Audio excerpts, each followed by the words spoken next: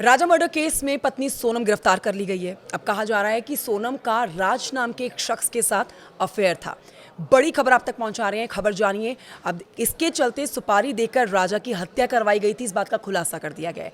Meghalaya police अब सोनम से पूछताछ करेगी, लेकिन इसी बीच सोर्सेज के हवाले से एक जानकारी मिल रही है कि सोनम ने दावा किया है कि वो बेगुनाह है, उसे किडनैप किया गया था और गाजीपुर छोड़ दिया गया था। ये सोनम का खुलासा है। सोनम खुद को पीड़ित बता रही है। इसी बीच सोनम की सास यानी कि राजा की मां ये कह रही हैं कि उनकी बहू को फांसी से भी ज्यादा सख्त सजा दी जानी चाहिए। अब आप क्या चाहते हैं? उनके पिता कह रहे हैं, सोनम के पिता कह रहे हैं उनकी बेटी बेगुनाह है। मेघालय सरकार पहले दिन से झूठ बोल रही है। नहीं, मेघालय सरकार झूठ क्यों बोलेगी? मेघालय सरकार झूठ क्यों बोलेगी? उनको क्या मिलेगा झूठ बोल के? पहली बात तो ये समझ नहीं आ रहा। मेघालय हो चाहे अपने यहाँ की सरकार हो, कोई सी भी सरकार हो, झूठ क्यों बोलेगी? सरकार क्यों झूठ बोलेगी? सरकार तो अपनी सहायता के लिए खड़ी ना। और सोनम इतने दिनों तक कहाँ लापता थी? क्यों भाग रही थी? क्यों भाग रही थी? सवाल ये भी है ना, सोनम क्यों भाग रही थी? सोनम को आना चाहिए। सोनम के हाथ पहले फोन नहीं लगा क्या किसी का? और अब होके फोन करवाया गया।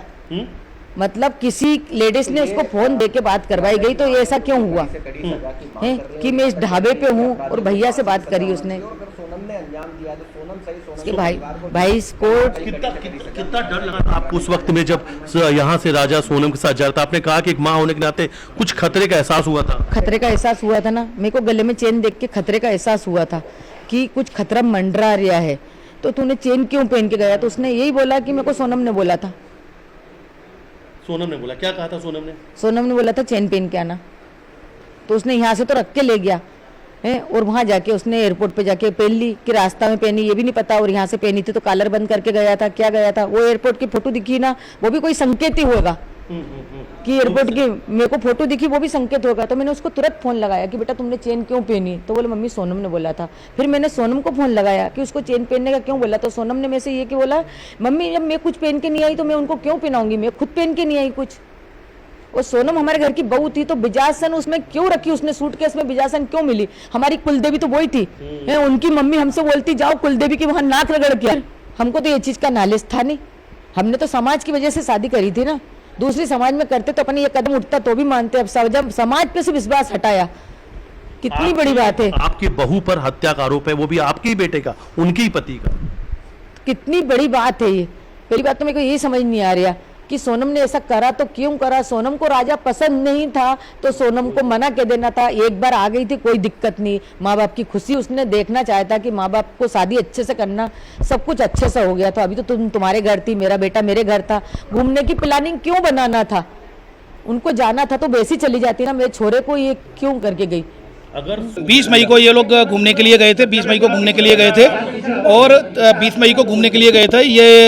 ये गुवाहाटी होते हुए सीधे शिलोंग पहुंचे और उसके बाद लगातार इनकी 23 तारीख तक इनका संपर्क रहा और मदर इन लॉ से लगातार संपर्क में थे और राजा संपर्क में था। 23 मई को इनका संपर्क टूट गया। उसके बाद से लगातार जो परिजन थे दोनों परिवारों के, जो सोनम रघुवंशी और राजा रघुवंशी के जो परिजन थे, वो लगातार पुलिस कमिश्नर इंदौर के संपर्क में थे। तो पुलिस कमिश्नर इंदौर के द्वारा इसमें DCP crime branch Rajesh Tripathi sir को इसमें अपॉइंट किया गया और उनको ये इंस्ट्रक्शन दिया गया था कि लगातार वो जो ईस्ट सौरा डिस्ट्रिक्ट है वहाँ पर जो उनके एसपी हैं उनसे लगातार संपर्क में रहे। तो लगातार कम्युनिकेशन था, सर्चिंग ऑपरेशन चलाया गया जिसमें लगातार डीजीपी मध्य प्रदेश के द्वारा लगातार डीजीपी मेघालय से लगातार संपर्क में थे।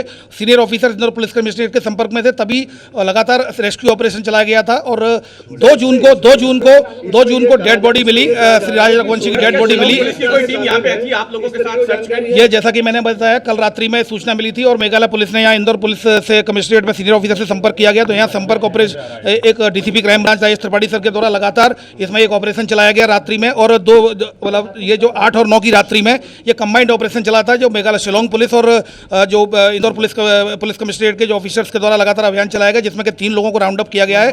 जिसमें एक राज कुशवाहा है जो कि नंदबाग का रहने वाला, दूसरा विशाल चौहान है वो भी नंदबाग का रहने वाला है, और तीसरा जो सस्पेक्ट है और वो आकाश राजपूत है। तो ये तीनों लोगों को फिलहाल राउंड अप कर लिया गया है। शिलोंग पुलिस इंदौर में ही है।